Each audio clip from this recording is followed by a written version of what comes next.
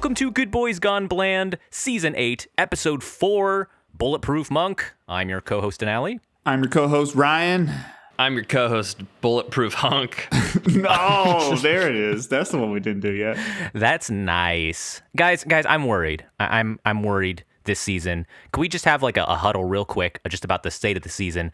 Guys, this is like our third box office flop in a row here. What? I'm kind of worried that we're not going to be hitting these large numbers that we like to hit. This is another movie that didn't break even in the box office. Look, I know Sean's got the hits, man, but like, are we going to be bringing in a big crowd for quarter four? Well, I'm kind of confused because I thought this season was going really swimmingly. I'm having a blast over here. Look, I'm having a blast too. I'm loving watching our boy Seann, but I just got back from our financial analyst, and he's saying the forecasts aren't looking good for these episodes. Because, this episode's not posted yet, but like the box office was $37 million for this movie on a budget of $52. I'm worried that we're not going to be bringing in profits. Let's be clear. There's some confusion about whether or not people actually know who Seann William Scott is before you say Stifler. Yeah. Okay. So that's another problem. And I know Seann, he doesn't like that. Okay. He's abandoned this. He's moved on. I should say. He's not Stifler anymore. I agree, but we went down this path when we chose him. It's almost like the fundamental concept of our podcast does not necessarily translate well to mainstream success.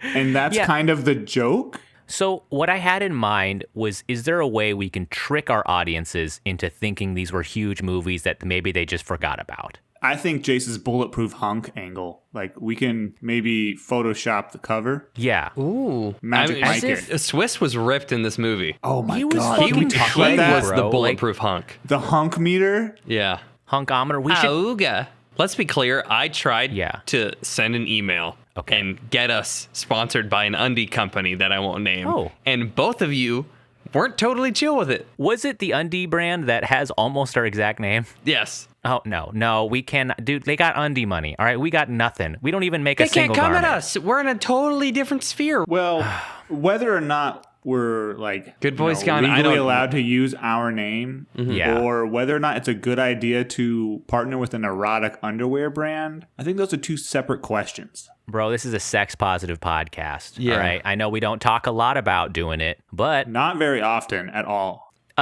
This is episode 4 of our Seann William Scott season, where we discuss and analyze the great works of the great Seann William Scott with 2 N's, 2 T's, and 2 L's, 1 M. He's a great actor, and I was reading, in relation to what we were talking about, one of the reasons why he wasn't getting roles, like there was kind of a point where he was in a lot of movies and all of a sudden he wasn't, is that he said like he stopped getting calls for movies, which sucks. Like I think he deserves a Seannaissance. And he said he was kind of getting blamed for some of these box office, the ones that didn't perform as well in the box office is what I'm saying. And maybe that's not his fault. I don't think it's his fault at all. What are you talking about? He's the best part of every movie we've watched so far. That's what I'm saying. Maybe, you know what can kickstart his Seannaissance? Yes. A feature on this podcast. He was he's in The Wrath of Becky, which was that's gonna be good. I think that's gonna be good. running at South by Southwest. Wrath of Becky, is that like a superhero film? No, it's a Not interested. It's a sequel to Okay. kind of like an indie hit and kind of on the horror scene. Yeah, okay. He plays a guy named Daryl. This Who's is a not looking neo-Nazi. good, man. Oh. Yeah, neo-Nazi, like, is that, I don't know. Tied to if this that's, movie. Like, it is. But how are you guys feeling 4 episodes in? Monetary budget stuff aside, are we feeling it? Yeah, I don't know if this is translating from the fact that this is my season. Yeah. That I picked, should I say, or nominated, and so was last season. But these two have kind of revitalized my love for you guys in this podcast. It was a spark we needed. After a struggling little summer there we had with busy schedules and kind of not very good movies. Wow. I'm feeling pretty good. I'm fine. Let's go. I want to get to like episode 7, 8, 9, where we're struggling a little bit because I feel like even with this movie, even though it's obscure, we're eating. We're eating pretty good here. Like, I'm ready for some more Seann sauce. You know, like it hasn't gone bland for me. I smile the first time he comes on camera. Every time we watch one of these movies, I was actually very surprised. He popped up on camera and I was like, my dude, my guy. And look, I think audiences should be shelling out some more bucks for Seann. Yeah. Okay. We did. We each of us. I mean, I did a Cinemax like subscription, like a free trial. I didn't actually like dude. pay anything. Did you guys pay? I paid the big bucks for standard definition. Oh, it looked great on a 4K TV. Something else I want to talk about is that this is like one of our first martial arts kind of adjacent movies we watched, I guess, since The Matrix. And the three of us, you know, we kind of bonded over martial arts, I would say, as teens. You know, the three of us are something of experts, I guess. So, I mean, I figured we can list our credentials. We don't like to talk about to do that. How good we kick butt, but maybe Ryan, do you want to start? Like, what's your stats, bro? Let's just say me and Julie watched John Wick 4, and she expressed a little bit of interest in learning John Wick's cool judo throws. And I was able to, you know, make her be not like she can now identify some stuff that happens in the John Wick movies. And yeah, she threw me to the ground the other day. That's pretty cool. Yeah, pretty cool. She's like almost 6 inches shorter than me, so nothing like a friendly judo throw. I mean, we haven't really flexed this knowledge that much, but we're like pretty good at spotting martial arts moves in movies. I have little cutouts that I hold up to the TV, and if the body fits in that cutout, then I know which move it is. Have you guys thought about like making up a martial art? Like there hasn't been kind of a fresh one, I think, in like a couple like centuries, you know? Like have they centuries? Like figured out all of them way ahead like 200 years ago, and then they're just like, we're done, you know? Because like, what's the most recent one? Well, Brazilian Jiu-Jitsu, kickboxing. What? How old is Brazilian Jiu-Jitsu? It started with the Gracie family, like 40 years. Like 80? Brazilian Jiu-Jitsu is an 80s martial art? No, I'm like saying it's like recent. Yeah, it's like, the founding father of what we consider modern BJJ. Okay. Died not too long ago. Like 5 years ago. What the fuck? Okay, I'm going to look up Brazilian Jiu-Jitsu invention date. Invention is the right word, I guess? Yeah, it was invented in 1925. I think they all like sat in a room and kind of like figured out this was a sick way of what? Like, you know, you sit in a room and you invent a new way of fighting. And like, okay, so it's been like 100 years. Rex Kwon Do. Rex Kwon Do. It's a fictional martial art. You think anybody wants to take a roundhouse kick to the face while I'm wearing these bad boys? Forget about it. Like you got Muay Thai, which uses a lot of like elbows and knees. Like maybe use some toes. Maybe use some ears. Oh. Like there's parts of your body that are underutilized in fighting. Earlobe. Arm wrestling is kind of fighting, and it's new. Oh, and slap fighting. Those aren't really fighting styles, though. No, yeah, one of them is slapping. just trying to give each other brain damage. Yeah. That's a lot of fighting. Just like help me develop our martial art right now. Okay. Is it like our world normal, or like, you know, if I believe hard enough that I can walk on air?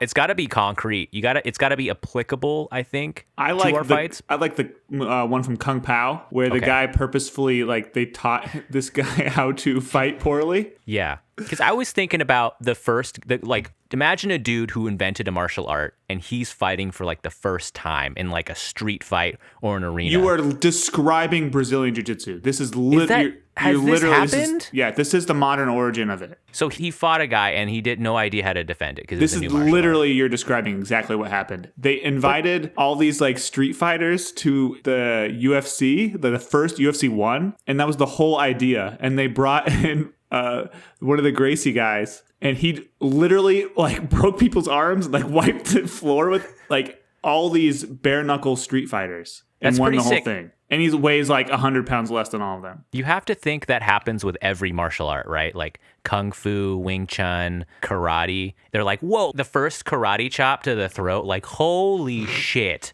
That must have been fucking insane. Like, I don't know what we were doing before karate happened. People were just like doing the fist punch to the skull, and a guy fucking karate chops them in the throat. Like insane. Okay, like imagine the first like caveman who figured out kicking. Can you imagine how fucking insane that was? He got hit in the head with a rock by the guy who's like, hey, why would you kick me?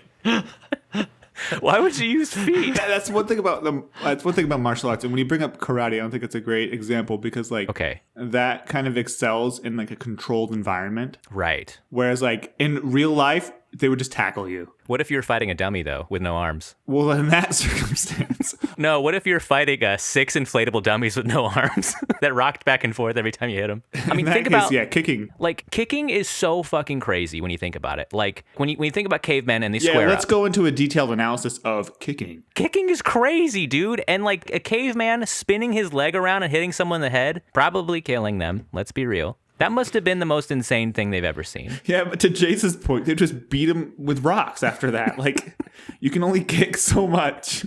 There's only so many rocks, though. Like, what if you run out of rocks? What if we run out of the planet Earth to rock people with? If you told me to go outside right now in Los Angeles and find a rock, I don't think I could. You're not a fucking caveman. You're describing the opposite of the caveman problem. Okay, let's do this. One of us will name a body part, and then another one of us will say what it can do in this new martial art, and then the other person can figure out the name of the martial art. There's like 2 or 3 body parts that can hit people. There are a lot of body parts that can hit people. The chop was a whole new area of the hand. Okay. All right. Jace, can you name a body part? Just any body part. Besides fist, I guess. I have to be first? Yeah, just name a body part. Okay, the low-hanging fruit would be... No, the weenus is already a part of the elbow. That's covered. We could use the muscle that's within the elbow. That's not the bone, but like the muscle, the squishy part of your elbow instead of the bone. And that could be a different type of fighting. Oh, and you have to go like this. You have to kind of, it's going to make your arm fall asleep, but then you can use that to your advantage. Okay, so I guess I took that, what you can use it for. Ryan, you got to think of a name for it. I got to think of a name of elbow fighting? Yeah. Why? Yeah, what part of this aren't you understanding? The rules that are being sprung on me, bro. with zero warning. A name for hitting people with the outside of your elbows. Yes. I gotta plead ignorance on this one. Bendy, whack. Okay, that's good. And so when you hit somebody, they're like, oh shit, it's gonna be hard as fuck because it's his elbow. But then it's soft, and they're like, huh? And then you hit them with a real hard one, and then that's gonna completely knock them out. So we're allowed to hit them with the hard ones. All right, Ryan, now you name a body part, and Jace, you have to figure out what to do with it, and I'll make a name. The calf. The calf. Another squishy part. I like how we're thinking of squishy parts. Because the hard parts are taken, you moron. Yeah, the calf. The calf excels at extending the foot, which allows you to jump. So you have to jump, and then you put your calves around their head. Yeah. Okay. Wait. So you jump, and you're like clapping their ears with your soft calves. Yeah. And the calves are soft, like you said, so they'll shoot out to the side a bit and gain some momentum as they come back in. Okay. I'll call it the flying jelly clap, where it's your soft, unflexed clap. That was calves. sexual. All right, it's not fucking sexual, dude. It's 2 calves slapping against. It's fucking disabling in a fight. Okay, I'm gonna name a body part. All right. Mm-hmm. Let's see what you came up with today. Okay. All right. I'm gonna name a non-squishy part. All right. Okay, because we haven't used all of the solid parts. The throat. You could kind of trap someone between your clavicle and your jaw. Yeah. Biting's not allowed, but latching onto their head or their back. Yeah, you can. Yeah. You can kind of grab with your throat, or you can block. You can move the Adam's apple up and down and make him. I'm calling it the apple hammer, and and you just swing and you hit him with your Adam's apple in the temple. And it wait, so the tiny distance when you swallow, when the Adam's apple goes up and down, is the hit zone. Yeah. So the apple going down is gonna strike with so much force. It's gonna do damage. Yeah. Apple hammer kind of sounds like Oppenheimer. Is that not bad? No, this is good. This is good. Yeah, this is pretty good. I actually really like this. So with these 3 combined moves, folks listen to podcasts. I know a lot of you guys are kind of like these fucking Joe Rogan types. And I know a lot of you guys probably fled Joe Rogan after he said all those bad things, and you're looking for new martial arts, expertise and technique. Feel free to use these in the field. We do not accept any responsibility. You won't get any fucking dollars out of us if you sue. Yeah, and if you get beat up, beat up, when you get beat up, we're also not responsible. Dude, a flying jelly clap, that could absolutely annihilate a fight. Yeah, right before you smack your head on the pavement. The dismount on that is going to be he's dead. tough. You guys want to think of more moves, or should we No, maybe please, talk a little God, bit no. about? Okay, it's fine, dude. Okay, we got enough expertise up in here. And now we can get to Ryan. We're on episode 4. You picked this movie. This was your pick for this week.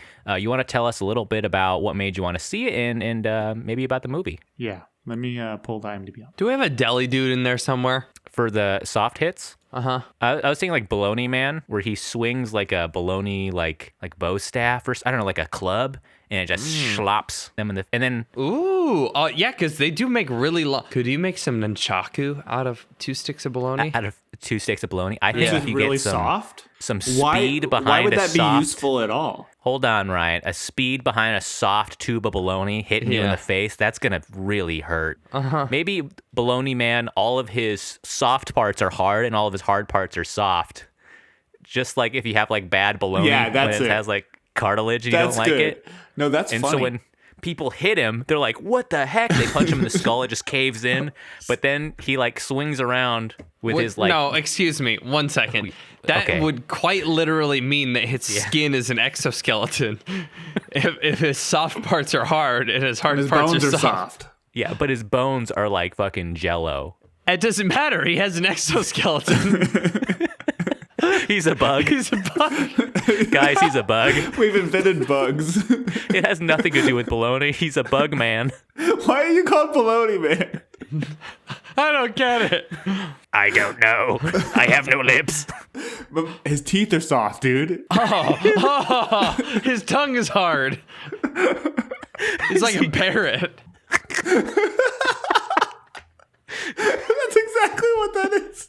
Is his hair soft? No, his hair's hard. Well, that's Hair is hard. interesting. Yeah. Hair's Hair, soft. dude, hair has the hardness of copper. Yeah. I learned that in school. Okay. I disagree. Okay, maybe on the micro scale it's soft, but on the macro scale it's hard. I think you've got that backwards. We're gonna have to go to the Mohs hardness scale. Okay. Yeah, okay. What? Mo is a hardness scale? Mo. Yeah. Man, I'm looking at these jacked pictures of Seann William Scott in this. Oof. The short answer for Mohs hardness of a hair is likely 2.5. Oh, 2.5. Wow. Which 2.5 Mo units? I would have guessed like what a is that? 1.3. Okay. a copper penny is 3.5. A steel nail is a 6.5. How hard is like a hand bone? A hand bone. Just control F. I'm just trying to figure out how hard his fists would be, because his Is that the fists would one be that's connected to the arm bone? soft. Yes, thank you, Ryan. I used to Bones teach are anatomy. incredibly tough. A 5 on the Mohs hardness scale. It's only 5 times hair's harder than soft. hair. If someone It's- told you hair is Mohs only is a 5 scale 1 to 10. It's not really Yeah. That's a not linear. 5x type of thing. I don't think. I got you. No, that's tight then. Well, maybe like the bug, like Bologna Man, could be like a roach they found, and then he ate a radioactive piece of bologna and became a roach man. But then they call him Bologna Man because like he that's ate the all he knows. Oh. That's all he likes. He's been cursed with the eternal knowledge of the bologna, so it's like his whole worldview is like based off the bologna he ate. I like how our first Deli Dudes had like a concept that was like This guy does the have a character concept. design, the backstory, the abilities. It was all in line. And now we have insects who are made big but really like bologna. Wait, we need to also explain what the deli dudes are every single time because Oh, people yeah, that's miss right. episodes. It's our superhero gang. Superhero team, they're based in a deli, okay? All their powers are based around deli-based powers, okay? Now we've said it, and you guys can't go complaining to us saying We'll that we edit that talk into too the much about beginning this. of the conversation. I will say that, and I never do. Okay. Ryan, do you want to get into the movie? Yeah, and you asked me a question like 10 minutes ago. You keep derailing us. What? He's not wrong. What a load of baloney. Okay, so this week we watched 2003's Bulletproof Monk. You asked me why I wanted to watch this movie. I remember watching this on TV as a kid a couple times and remembering absolutely nothing about it, except for the monk was bulletproof. I didn't know. If you would ask me who was in this movie, I wouldn't have been able to tell you Seann William Scott. So when I saw it on his list, it made the list of the 10 movies at the beginning when I was pitching this season. Yeah. And I don't know. I don't really have a good explanation other than that it could go one way or the other. When you see a movie called Bulletproof Monk and the cover is entirely silver and it just has 3 characters on it and they're kind of like, oh yeah. that could be the world's worst movie. It could be a completely mid movie, or it could be like some hidden cult phenomenon. And you'll have to listen to the rest of the episode to find out which one it is. But it's the first one. So don't give it away. Don't give away. So this movie is about a Tibetan monk who unlocks the power of a scroll. The power gets passed on to him from an elder monk. It doesn't turn you literally bulletproof, but it makes you very hard to defeat in combat, essentially, and gives you all these sort of superpowers. Ain't that some bullshit? Mm-hmm. Like, right. He's not even bulletproof, yet like you base the entire bullets thing can on, enter him. Right. Yeah, he actually got super hurt when he got shot. And anyways, I just think it's bullshit. Is anyways, he even a monk? Like, okay. So that was in like the 1940s, and for some reason the Nazis show up, and doesn't because it was in the 40s. Well, they're everywhere, man. They're sticking their fucking heads in everyone's business in the 40s. And so, yeah, it's kind of weird. And then we fast forward to the early 2000s, and Seann William Scott plays a character named Carr, K-A-R, and he's a thief. And he runs into the Bulletproof Monk, and guess what? He knows a little bit of martial arts. And does he have what it takes? Could he be the next Bulletproof Monk? And that's all I'm going to say about the plot, because I kind of want to riff on it. Have you guys seen those videos of the dudes that are monks that get brutally kicked in the nards and they're just like totally okay? No, thanks, Jace, for taking that conversation in a natural direction. Because this guy should be able to do that. No, I've seen like the Kung Pao movie where they hit him in the nuts with a board over and over again. But like I've never seen. You know what's also bullshit is like, okay, the monk's not bulletproof, but Carr is also not a car. He's a fucking guy. Yeah. I want to point out that this movie was directed by someone named Paul Hunter. And he hunts Pauls. A Linkin Park fan. He has directed 2 types of things. One, music videos. Like hundreds of really influential music videos. Linkin Park. Really good ones. Like he has kind of designed the modern look of music videos. And the second type of thing he has directed is the movie Bulletproof Monk.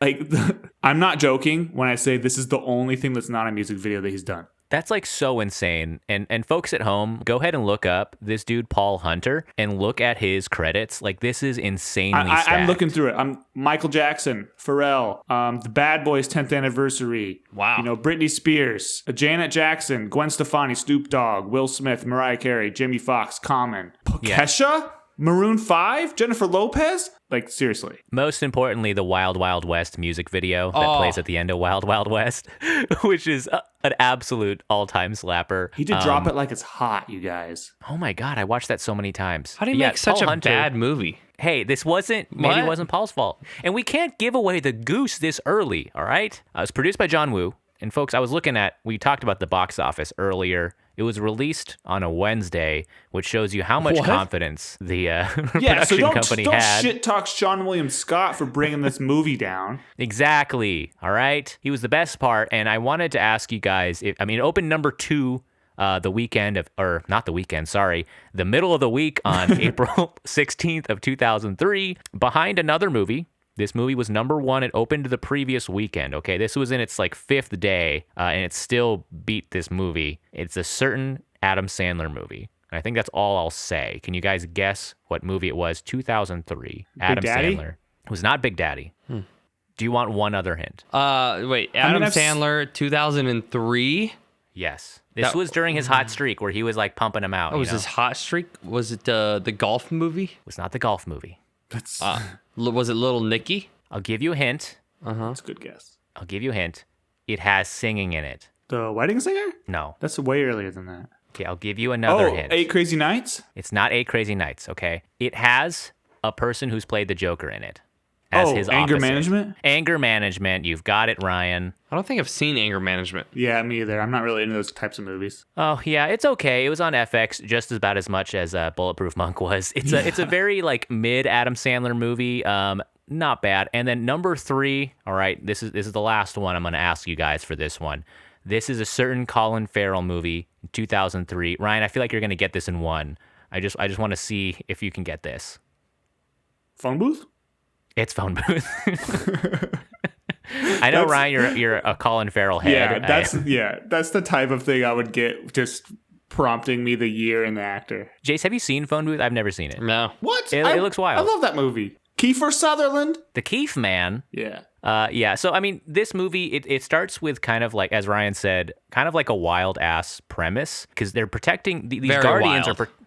they're protecting this scroll of the ultimate, and whoever reads its words out loud can control the world, turning it into paradise or hell. So the most pious men on earth that are the totally chillest dudes ever don't just read the scroll and end all of world suffering?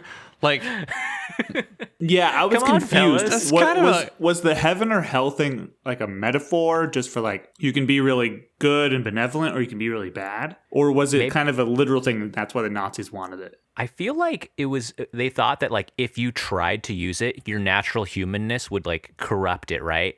And you would descend everything into hell, because like no human could replicate heaven, I think is what they're trying to say, right? Like, and also it's a pretty interesting idea, because like one person's idea of an ideal Earth is not everybody's. Well, that's what the Nazis. There's a Nazi, but like that's why they were in the movie, I think. Can we also talk? I don't know if Jason, did you have another point? No, not. I mean, like, how bad can you make it if you're like, no, nobody has to work, everybody has unlimited food in the house? Oh. I mean, we already have the production to supply that reality. Yeah, so anyways, the one thing about the Nazis in these 2003 movies, the Nazis come out and they're like, yeah, we want to commit racial genocide on everybody except for us. Did you notice that they were like straight up, very upfront about their motives and what Nazis were actually like? I appreciated the mask off shit where like the evil Nazi guy was like, he's like, I'm going to get the scroll and I'm going to eliminate inferior races. Yes. He literally he's said like, that's those my words. dream. I'm never gonna fucking change. Where like now they'd be like, well, the Nazis made some good points. If that movie was made now, they'd be like, well, it was a complicated issue. I mean, they were just people. Fucking. What a bad year to review this movie. I know. What do you guys think the scroll says? Because they said if you read these words out loud. Let's be real clear. I think it says why there are 12 buns and 8 hot dogs in a package. Because it's a sentence. If you utter it, you can control the world. Like, it's got to be some really funny meme or something, or just like some really, it's a picture. Like a really good it's an line. embarrassing picture of SpongeBob at the Halloween party, the Christmas party. And you just read it and you go crazy. The other thing in the intro, I just wanted to go over quickly because like I think it's funny that like the master hands over the scroll, right, and then he ages 60 years and he becomes old. And like my first audible laugh was, well, I'm sure you guys know, it's like where he's like, now for something I've always wanted to do since the British took over in 1902, take a vacation, and immediately gets riddled with shot. 600 bullets. Also, I know, but like I said at the beginning, before I watched the rest of this movie, I was like, that's one of the worst lines I've ever heard. 'Cause 2 days, retirement. Wow, ever since the British invaded this area, Tibet, we're in 1940, and that occurred in the year, like, it was almost like out of BoJack. It was like the characters purposefully setting up this bit that's so, like, the setup is so much longer than the payoff. Yeah. And the payoff is not supposed to be a joke. It was so comical, the timing. He gets absolutely wasted literally 1 nanosecond after uttering that line. And then, kids, this is why you use your vacation days, is what I'm saying. Right. Fuck going to work. This motherfucker never got shit after he retired. Yeah. I also think it's funny, like, these Nazis, I mean, there was a whole thing with, like, treasure hunters, right? Wasn't that a whole thing where, like, Hitler sent out a bunch of people to, like, look for fucking ancient alien-ass treasures to, like, help win the war? It just makes sense that, like, they believed this fucking conspiracy bullshit like they do today, where they're just like, yeah, there's a fucking cube in the middle of like the Himalayas, and if you activate it, man, it's gonna make lightning shoot out of your arms or some shit. Yeah, they probably think this is a documentary. So also with things getting like straight to the point, there's a character in this movie named Bad Girl, and her boyfriend's name. I can't even think about it without laughing. Just say his name. Just say what her boyfriend's name is. Bad Girl's boyfriend's name is Mr. Funktastic. Did you guys notice the tattoo? The tattoo across his chest, and it's misspelled. It's Mr. Fucktastic tattoo. Is that what? Yeah, it's without the N. And that dude, that dude totally stole the scenes he was in. He was a completely ridiculous Cockney accent dude who looked like the singer from The Prodigy. Was he not Australian? Yeah, I don't know. I wanted to ask you guys what your take on that character was, because on one hand, the actor was obviously fed a terrible script. Yes. Probably one of the worst character designs I've ever seen in a feature film. It was amazing. And then, the director obviously didn't give that much helpful direction, but the actor kind of chewed it up. He hammed it up so good in that scene. And then just fucking yeets out of the movie and you never see him again. It literally takes an elevator out of the screen. And he's like, I'll get you, you bastard. And then that's it. He's done. I saw in the trivia, the original ending was that Funktastic comes back and helps them fight the bad guy. Why the fuck did he not use that? Why would he do that? Bring back Mr. Funktastic. Are you shitting You me? can't bring back a character whose only motive was to cut off Seann William Scott's dick and balls. No, he was just He's like, he I'm was gonna just cut mad. your balls off. And his buddy's like, he's gonna cut your balls off. Dude, I wanted to see Mr. Funktastic and his really sick boy band looking crew show up and do their whole freaking fight scene. That would have been so sick. That was the coolest part of the movie. This is why I'm honestly amazed that Ryan, we get on this call and he tells me that the only other thing this dude has directed is music videos, because we're down there. I'm like, this scene is so gray. It does, in fact, look like we're straight out of a Linkin Park or an Evanescence music video. And he's descending from a cage. And it's like, look at the year. He had that set up. It was a very, that setup was It was a vibe. The vibes are very post-Matrix, too, because you have, agents in suits chasing people. There's the shot-for-shot helicopter thing with a machine gun, and then you got bullet time and all this stuff, and literally a free your mind speech by the mentor. I think it was very much playing in that post-Y2K action space. But I also, something I've noticed in the Seann season is that they've said the title of the movie every single episode. Oh. This one, they said the word Bulletproof Monk 10 minutes in. It's by the Nazi guy, because he says, you may be good, but you're not bulletproof. And then about 2 minutes later, the first word he says is monk. He screams the word. So his line is Bulletproof Monk, and that is the title of the movie. Wait, hold on. So you're saying the bad guy approaches Bulletproof Monk, says, you're not bulletproof, fights him, kicks him off a cliff or whatever. Yeah. And then when he's screaming monk, that's a continuation of the same line. Yeah. Because Julie pointed that out. That's what she checked out and she was like, okay, I'm going to go sleep. When the Nazi was just standing there and was just like, monk! Yeah, what was he doing? He shoots him, he falls off a cliff. Why was he upset? The direction about it, too, was he was like, monk? Monk? The director was act like he was your best friend who just died. And he's screaming into the air, monk! I just don't understand it really at all. And I don't think there's an answer to this. But why would the guy who shot someone who was standing on the edge of a cliff and who's just fighting him, shot him on purpose? The monk had the scroll. Oh, he did. That's it. That's the answer. He had the scroll in his bag. You don't even need to keep explaining. Why the fuck would you shoot him? Because he's a dipshit. He's a Nazi. He's a fucking idiot. Yeah. PSA to anybody out there who supports Nazis, you're an idiot. If he was smart, he wouldn't be a Nazi. What I love, too, is it flashes forward 60 years later, which is wild. It's 2003. I guess it's wild living 20 years past that. You're in NYC, and my favorite thing is seeing that news headline, Asian man pulls 3 from fire. I know. We talked about that. Like, why would what the wait? fuck? So why would the newspaper not just say man? It's just Asian, and then like all of these news articles are just like Asian man saves a guy. Like, and you're supposed to be like, oh, it's that guy. It's that that's Asian the only guy. other Asian man. Later on, do you know how I tracked you? Because news outlets are racist and you're a good dude.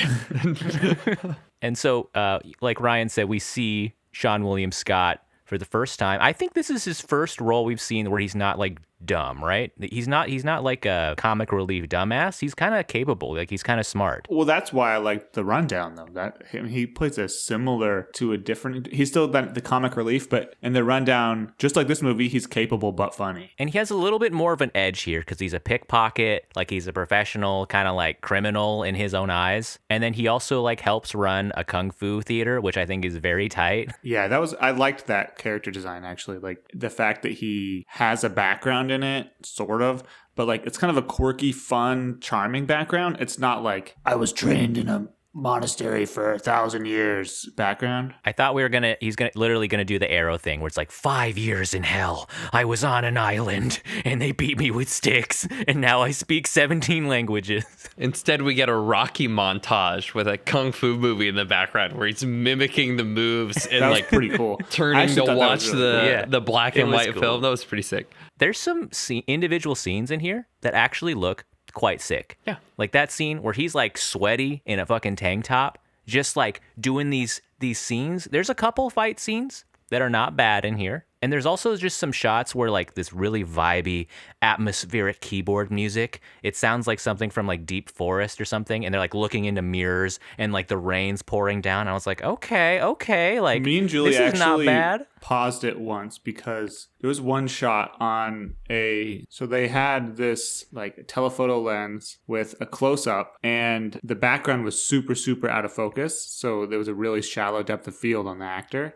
And there were single lights in the background. And the light, so normally when a circular lens is out of focus with a single point of light, you will just get a blurry light. It's like a blurry circle in the background. That's called like a bokeh. And in this movie, the blurry circle in the background from the light actually had the tops and the bottoms cut off of it. And so it was really interesting. You don't see this all the time, and usually you don't see it because people are paying attention to it. But like, it made a really cool aesthetic because the bokeh was like a rectangle almost, and I think it's from the shield and the lens in front of the shield in front of the lens be extending out really far, and the lens is technically like the shield is technically blocking some of the light. And I literally had never seen that before, and I don't know whether I'm sound like an idiot to anybody who has seen that before because maybe it's all over the place. But like they tried to get so artsy in this movie that sometimes it was really like something to at least appreciate their attempt, but also at the same time like they maybe were overcompensating and were like, let's shoot this super freaking artsy, and didn't really know how, or maybe they're like, if we don't shoot it super out of focus, it's gonna look terrible.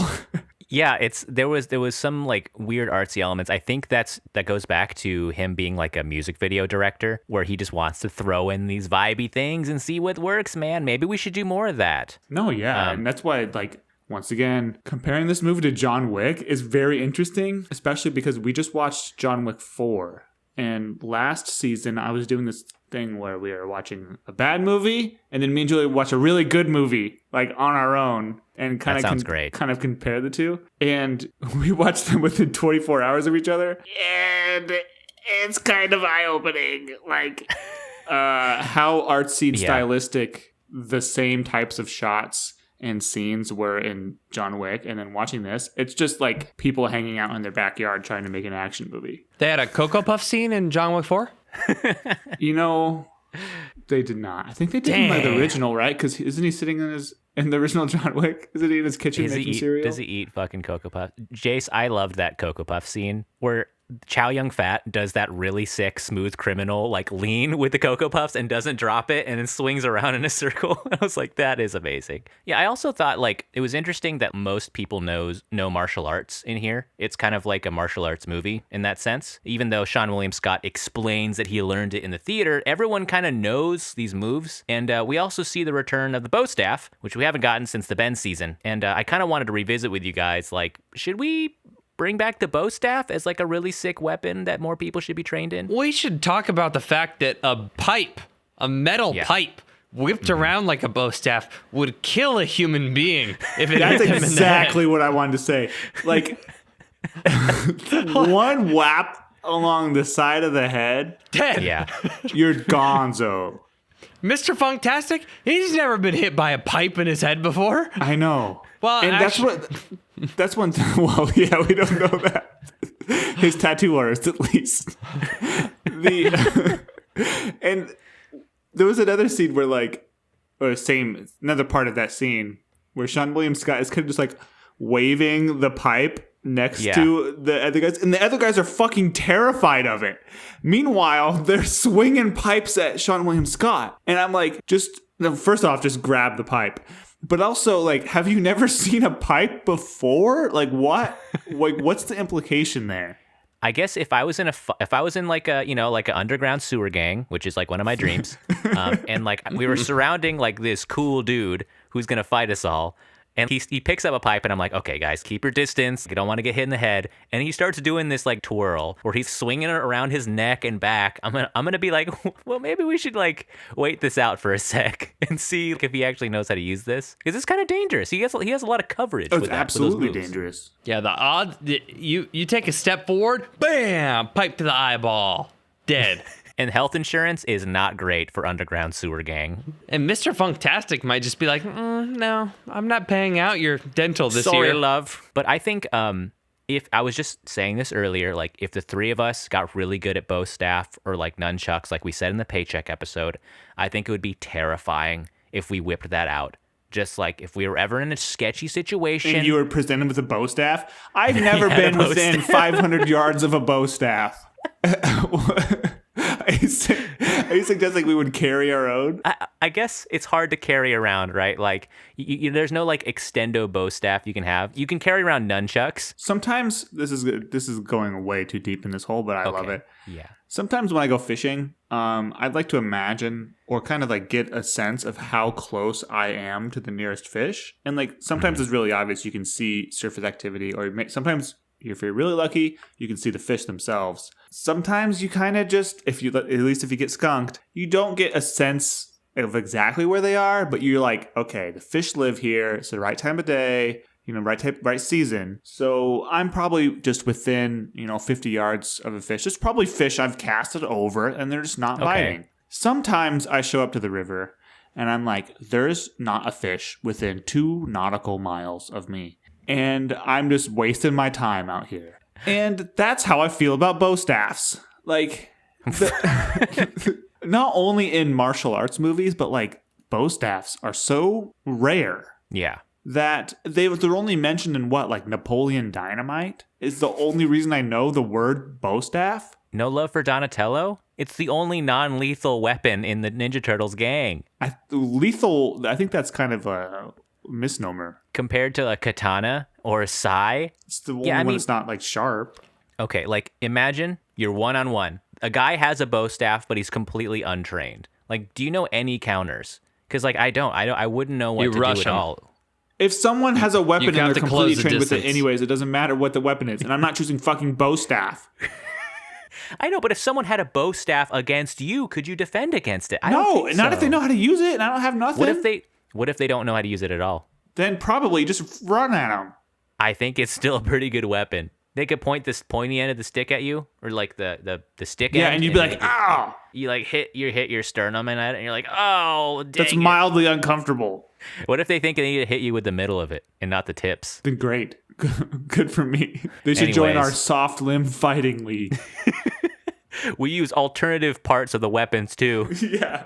Lots of handle hits. The chains on the nunchucks. Hit him with the chain. It freaks him out. Wow.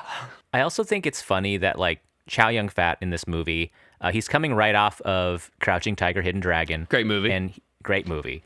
And he's in this as kind of like a fish out of water sort of comedy, but it's like I don't know why he doesn't know more about modern New York if he's just like, it's not like he's been frozen, like. Well, I didn't take it that way because he knows everything about the hot dog economy. Okay, he loves hot dogs, but he doesn't know like other shit.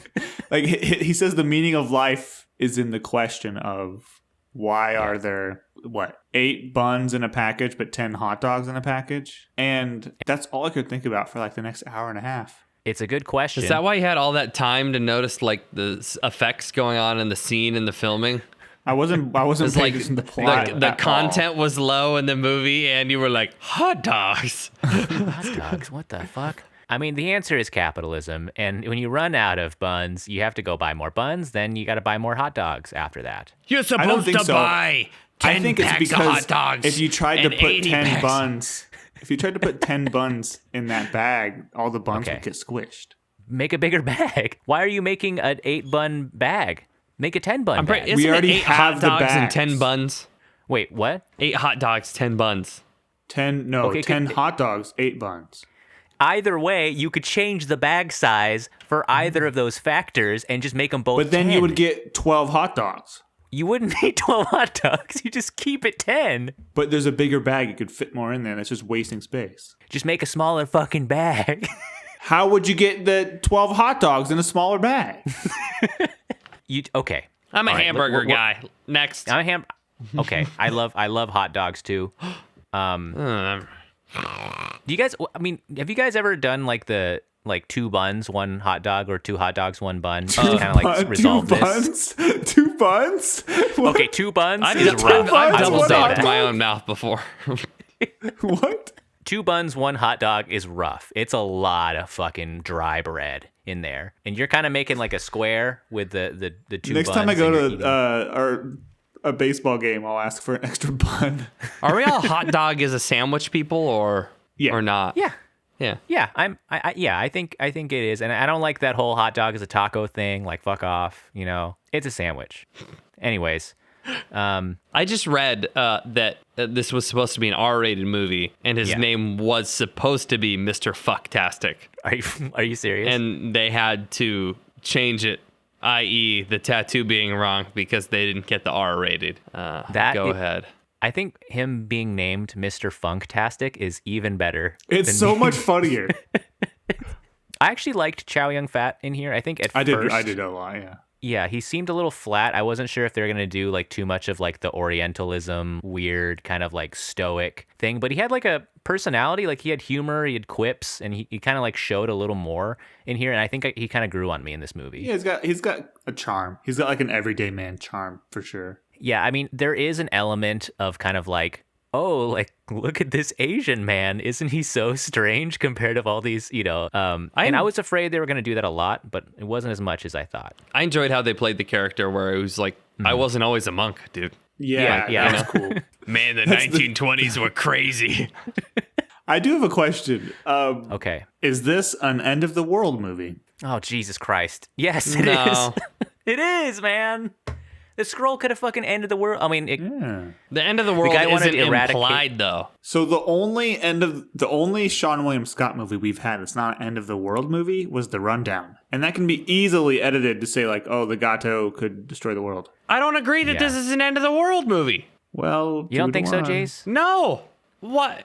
There's no destruction of the world.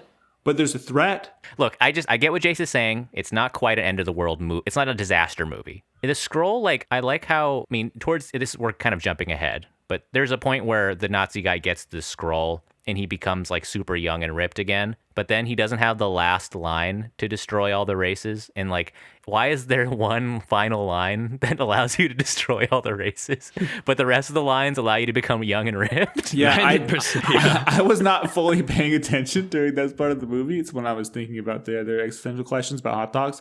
But so, right. The monk, knowing this, tattoos the part where people can turn to superhumans onto his body. But he's like, the race one, I think I'm gonna keep in the old noggin. How long does reading those tattoos make you superhero? You know? Yeah, that's another question too. Wait, how long? Yeah, like could that Duration. Nazi dude have just been like, I'm gonna live forever now? Oh, like how long would it last? Yeah. Sorry. Yeah, I Well, mean, why would the bulletproof monk not then like let all his friends read his tattoo and they all turn into super soldiers and then they just punch the Nazis up? yeah, I mean, there's a lot of questions here because like he could have transferred the monk powers to like a lot of different people. But I think at the end of the day, he's like he's a devout monk. dedicated to his craft, and he doesn't want to like break his vows and let people read that shit. He's just like, I'm gonna fucking tattoo it on myself. I'm not gonna share it because that's what my boy told me to do way back in the day. Mind you, does him not tattooing every single phrase on his body and then reading it constitute reading the scroll? And yeah, what about the tattoo artist? Shouldn't the power have been enacted? Like, I think there's an immortal tattoo artist out there somewhere. Yeah, how did that work? I think he must have tattooed himself. But then so what are you doing here in tattoo school? He opened and read the scroll to put it on himself. So at that point, he could have been like, I'm going to make the world a veritable paradise. Can I use veritable that way? Because it's like veritable wasteland, right? It's venerable? Maybe. What? Veritable, used as an intensifier, often to qualify a metaphor. Oh. Can we talk for a second about the strange fact, that this movie passes the Bechdel test? Does it? Yeah. The Nazi lady and the bad girl talk to each other for 2 minutes. In like a fight scene, right? No. Beforehand, when they're at the museum. Human Rights Center. Oh, you're totally right. Yeah. And it's in a movie where I thought let's be very clear, the only two female characters, I thought they were going to be talking about men. Like, if you were to say, hey, these two characters meet, what are they going to talk about? Guess. I would say, they're probably going to talk about men. It's 2003. But they get into like an existential debate about the usefulness of human rights organizations and publicity. I'm with you, but they just end the scene so horny that I don't think that it can pass the test. It was weirdly horny, but they almost got there. It's like it passes the baseline Bechdel test, but not the advanced one. Also, to talk about the stunts in this movie, they use a lot of wire work. Did you guys catch that one part where a Nazi pushes one of the monks through a table, and it looked like the hit was kind of too hard, and the actor was kind of like, oh fuck, and he kind of leans over to pick him up, but then it cuts, and so it's a really I had to rewind it a couple times because someone he gets pushed a little too hard for the stunt, falls through the table really hard, and you can visibly see the Nazi guy go oh shit, and he goes towards the person to pick him up. And it was a really funny scene. That's kind of this movie in a nutshell. Did this scene I had to rewatch a few times when the Nazi goes to the movie theater and the owner is there alone and they're looking for Swiss and they're like, have you seen him? Do you know where he is? And blah, blah, blah. He's not there. And they smack this thing down onto the counter. Oh, yeah. Do either of you know what that is? I think that was a movie reel. It's a 30 millimeter movie case that why would that install fear in the owner of a movie theater? Who the fuck that's a normal person would even know what that is, though? She must have found it on Seann, right? But no, because it's huge, dude. It's bigger than a briefcase. It's big. It's metal. I thought it was I thought it was like a torture device to begin with. I thought they were threatening him Yeah, because they plop it on the counter and the owner of the movie theater is like, oh no. But he sees that stuff every day. That's probably something they picked up in the very room. I feel like it was a cut scene or something, or they cut a context. Because I think she's slapping it on there to show that she knows Seann is there. But there was no context to explain that at all. Because I was also rewinding at Jace because I was like, what the fuck? But then Mr. Kojima, he doesn't snitch. Yeah, what a bro. Yeah. Also, I liked Seann William Scott's apartment. It was kind of cool. It has that grungy, 2000s garbage everywhere, microwave balanced on a a loft coffee maker. in New York City before, that was swanky. Yeah, I love depictions of 90s, 2000s New York City where it has just this griminess and it just has this coolness to it. That's kind of what I imagine New York is is from that era. To kind of get back to the dialogue in this movie is really ridiculous and insane. We haven't really expressed that much, but sometimes one line after another is more insane than the last. It's nobody talks like this, and they just say some really outlandish shit. And I think it's worth watching, at least for that reason. It's really bizarre. I very much enjoyed how easily Seann William Scott was persuaded into doing things. Right? He's like, I can't beat you up. I guess you can sleep in my bed. He's like, okay. And the guy was like, hey, these killer Nazis are coming after me. You want to help me with this scroll? And he's like, well, I guess I got nothing better to do. And this whole movie happened over the course of 2 days. Yeah, that's insane. They showed up to the bad girl's house and they broke in for some reason. Yeah. That was kind of a plot point. But they broke in and they were like, yeah, when I met you this morning. I was like, what? When did Chow Yun-fat go to sleep? It went from Seann William Scott like in the bed. That's like a scene in the movie. Was that during the day? It was at night. No, but when he breaks into the bad girl's house, she's like, "Yeah, since I saw you this morning." Maybe that's when Chow Yun-fat was sleeping. But it's crazy that like Seann William Scott went from buying a hot dog that day to freeing monks from the torture device chairs in the underground Nazi lair. Why were they in those? What was the point of the Nazi torture device? The specific device he invents, right, Jace? Where their arms are in the air and there's like these sucking tubes in their brains. Okay, well, that's the thing. Those are supposed to be needles. And then at some point they realized we can't put needles on our extras' foreheads to make this machine look real. So they put little suction thingies on the end of them. Like, what is it doing? Is it sucking their thoughts? Why does they need to start it with water? Yeah, and the water just flows into the middle of the room. Start the water machine. Yeah, pump like 100,000 gallons of water straight into this facility. And like, why did you build those $1 million machines? Created by like a designer company. They look fantastic. Like, you don't need that to torture somebody. I'm just saying, this is some extra ass shit. I think people who haven't seen this movie, which is basically everybody, it's going to be very confused. Oh, have you guys seen this before? I have. I had seen it on time. TV.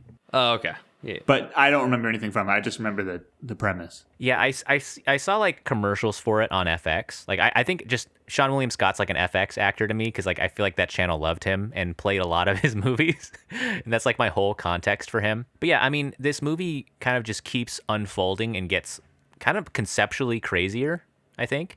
And then it kind of just culminates into like a kung fu fight between the Nazi guy and the monk and Seann William Scott, who's training which seems like to be the new guardian of the scroll, which I thought was fun. And then, boom, it's actually Bad Girl and Swiss are the scroll. Yeah, Whoa! I didn't quite get that. They both separately fulfilled the prophecies, but together at the same time. Right, but isn't that like a total cheat code? No, because he says the really mystical line. I mean, they did show you a montage of how she did all the same tasks that he did. Mm-hmm. But like my issue with this actually isn't so much that like whether or not she earned it, because I think whatever, fine, like she did all the shit he did. But like it's kind of fucked up to kind of just almost like marry these two people like this. That's what I'm talking about. Where he's like, you two are both semi-immortal guardians.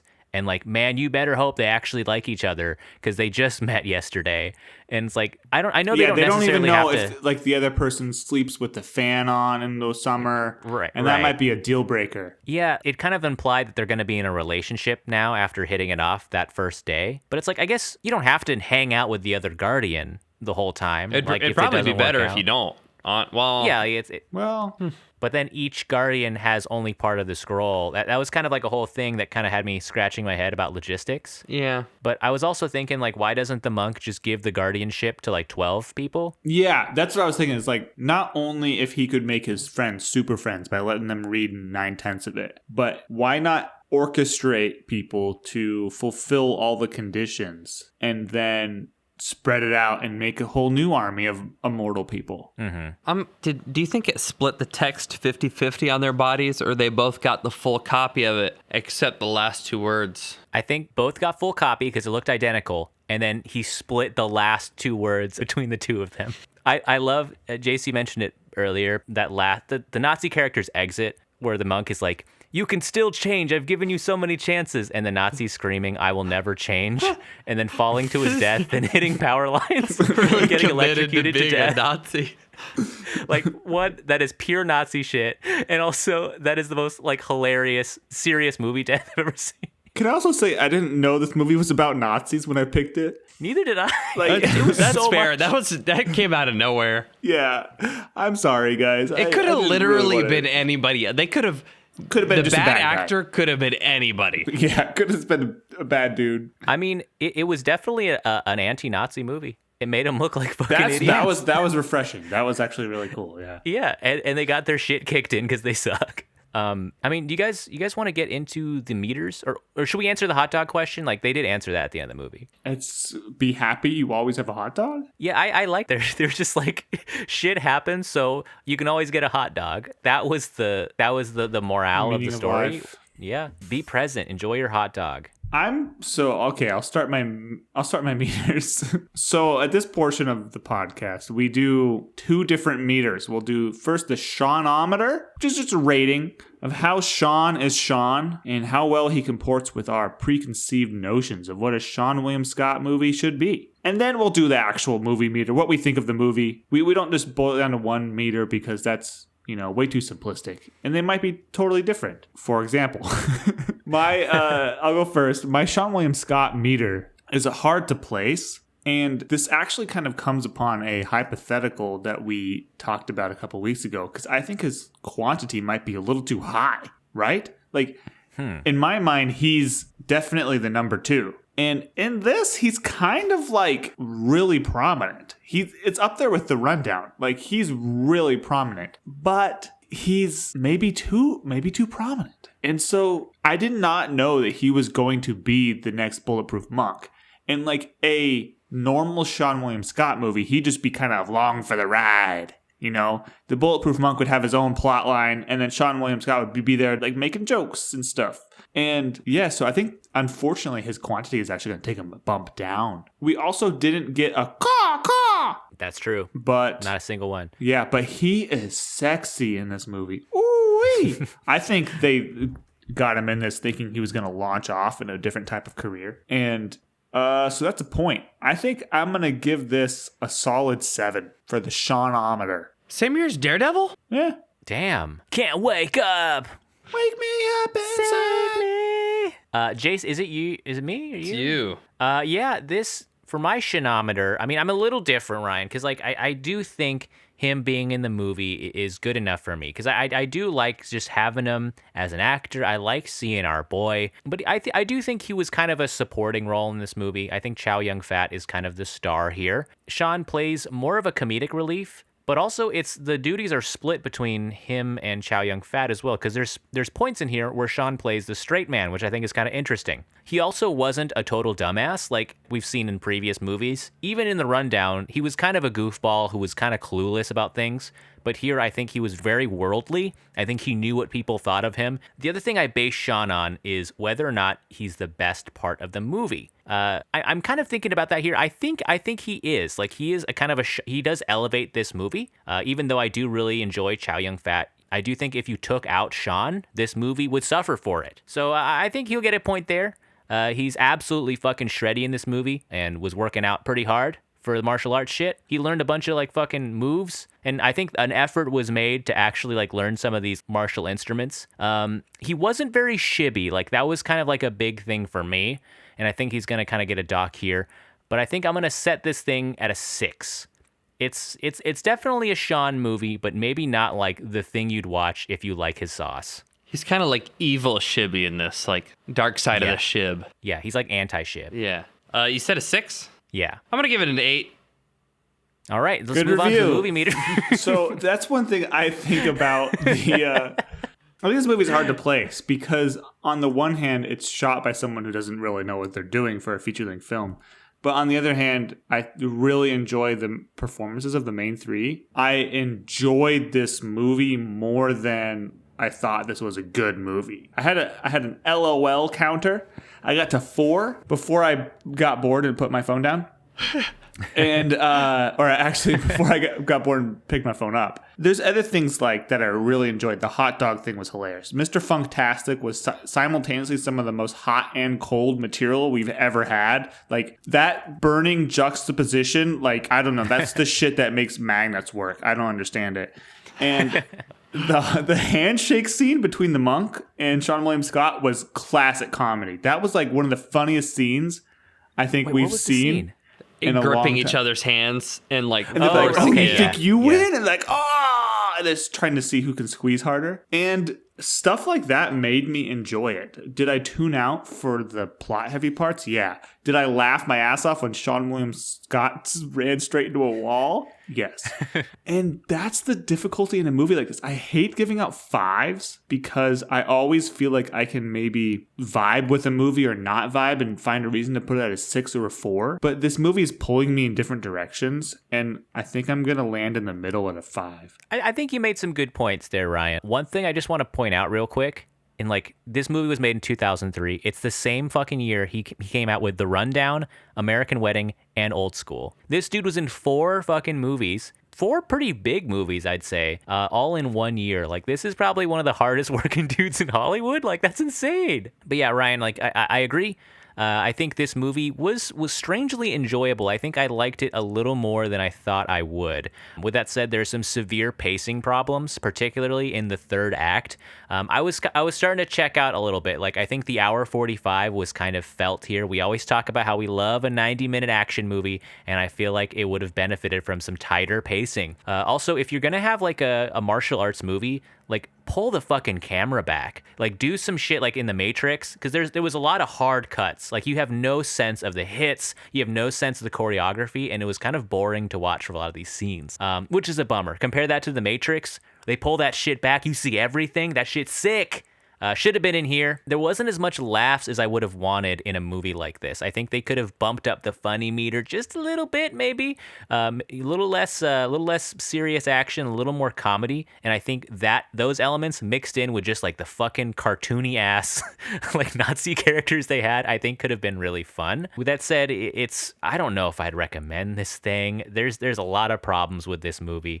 I think I'm gonna set it at a 4, a light 4. I think it is probably the best I can give it. Yeah, I'm at a 4 too. I don't think it was better than Evolution. Kind of sits the same as Dude, Where's My Car, but being in a different genre.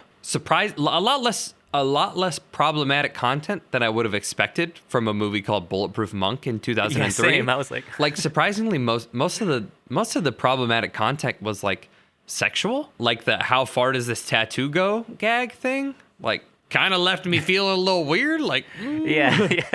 I think Chow Yun-fat and Swiss did a good job. So, hell yeah, Jace. I thought you were just gonna say the number again and just be like 4. He's like, oh, I'm fucking tired, dog. It's a late recording time. I am amazed Dude, at how you guys low started energy at I 6 am. p.m. Don't even get at me. We normally start at 7 my time, dude. I got home at 5:15, and I only ate after I got home, and it was 3 eggs in a tortilla.